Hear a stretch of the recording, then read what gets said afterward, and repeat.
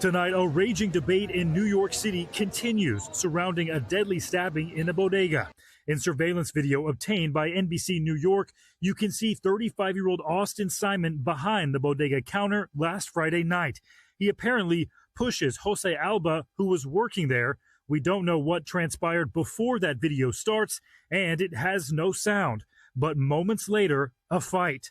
Alba grabs a knife and stabs Simon in the neck and chest at least 5 times, according to charging documents provided by the Manhattan District Attorney. Investigators say it started when Simon's girlfriend's card was declined as she tried to pay for a bag of chips. She told investigators she got into a verbal dispute with Alba. Then he reached over the counter to grab the chips.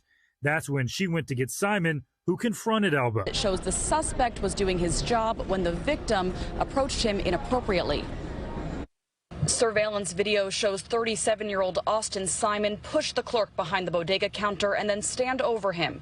Moments later, a struggle ensues. The two wrestle and the clerk stabs Simon multiple times. It's obvious this gentleman was here, working, providing for his family, and, someone came behind the counter.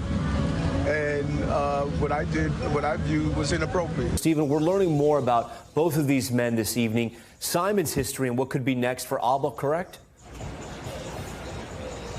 Yeah, we have learned quite a bit, Tom. We know that Austin Simon did have a criminal history. He was actually out on parole for an assault conviction the night he died. As for his girlfriend who was on the scene, police have yet to release her identity.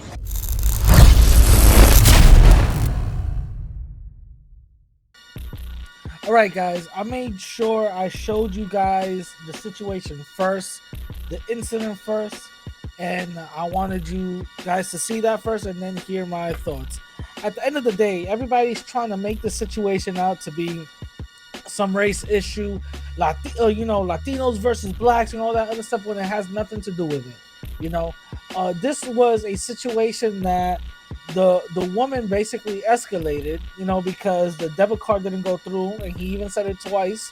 He even tried it twice, and then when it didn't go through, she started bugging out, got her man, and he even said, the Dominican dude said, listen, I want no problems. At the end of the day, you go behind that counter is on you, fam. You were ready for the smoke, and you got smoked. That's basically how I see it. This dude was wild aggressive, pushing this dude and then yoking him up. Come on now. Don't tell me that this has to do with something race. No, it was a hothead in a hot-headed situation. That's all it was. You know what I'm saying? Everybody that lives in New York City knows. Let's keep it 1,000. If you about that and you go behind that counter, it is what it is. You know what I'm saying? I want to see if it's going to be a race issue if a Latino does this in an Asian food store. You know what I'm saying? Or if somebody else does this, or a black person does this in the Asian, you know what I'm saying? They go behind the counter and start wilding out. Nah, this ain't McDonald's. This ain't none of that. The thing is, you threaten someone's life, and yes, I did say threaten because my man got pushed. He was standing, putting his pants up like he was about to fight dude. I think this is a hothead who saw somebody weaker and wanted to take advantage. Now, there's other individuals out there like Tariq Nasheed who basically is trying to make this into a race issue. This is what he said. Tan supremacy. I want to talk about tan supremacy. In New York, there's a case right now with a man named Jose Alba. Now, Jose Alba got into an altercation with a black customer in his bodega. Jose Alba owns a bodega, got into an argument with this guy, this black man. The black man came around the counter. The black man wasn't armed, but the black man was kind of yelling at him, and the black man didn't really beat him up or anything. I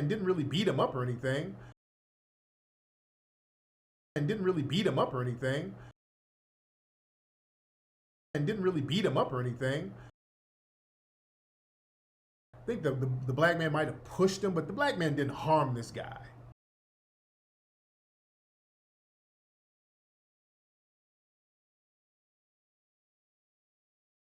think the black man might have pushed him, but the black man didn't harm this guy.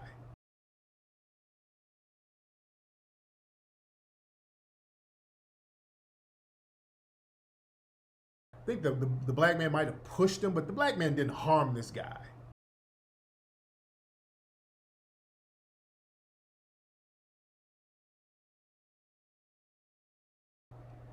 He didn't harm him. And Jose stabbed the black man to death. And he got arrested because there's no stand your ground law in New York. You stab somebody, you got to get charged. All right? So now there was a big outcry. A lot of people like, no, that was self-defense, self-defense, huge outcry. So they were screaming self-defense, self-defense, and it was a big, massive wave of the black man deserved to get stabbed. Oh man, he deserved it, he deserved it. That was self-defense. Let that man go. Yeah, somebody said, I see black people co-signing that. That's what we want to get on tonight, guys. Here's the thing. This is a very interesting case because you see a lot of black people and dark people co-signing this black man getting killed. So I'm like, well, what's that about? There's always this desire from the dominant society to see a black person get killed. That's a favorite pastime, especially when they can claim self-defense. But they always try to find ways to justify a black person getting killed, especially in places like New York. This is another Bernard Goetz situation.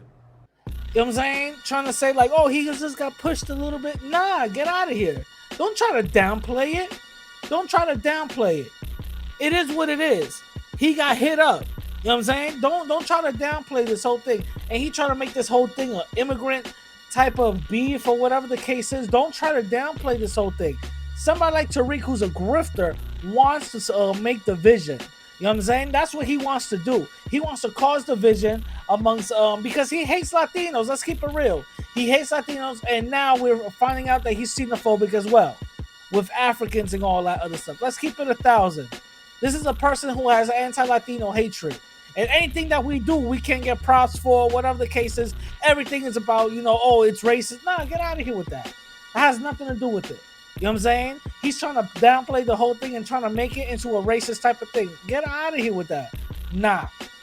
All I'm gonna say is, it is what it is. If you don't want that smoke, then don't be looking for it.